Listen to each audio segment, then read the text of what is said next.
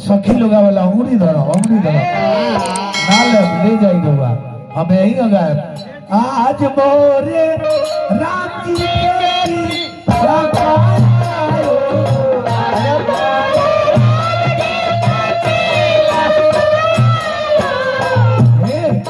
भक्ति लोक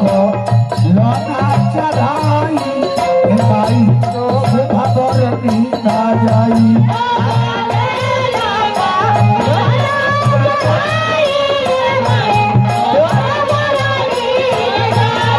भक्ति लोक लोए चढ़ाई संगे सभाई तो भगवती ना जाई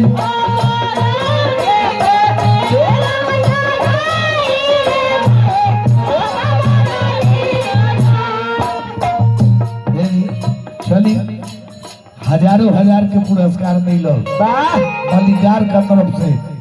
दुआरा के भाग अंगना के सुहाग भोला बाबा बनौले रख आ बियाह के जितना धोती साड़ी 4 गो धोती 4 गो साड़ी राम विवाह में लागेला सब ले आइए यहाँ से बियाह चालू कैले बने हम अब 1 मोरा रुपया लेके बैठ जाइए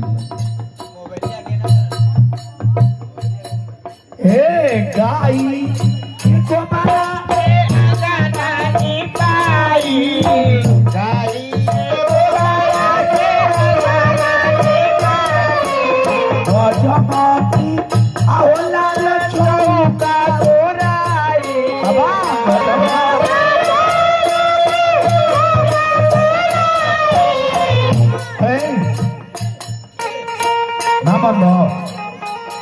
अब सखी लोग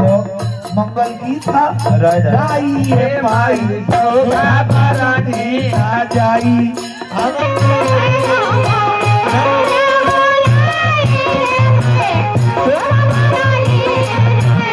अब सखी लोग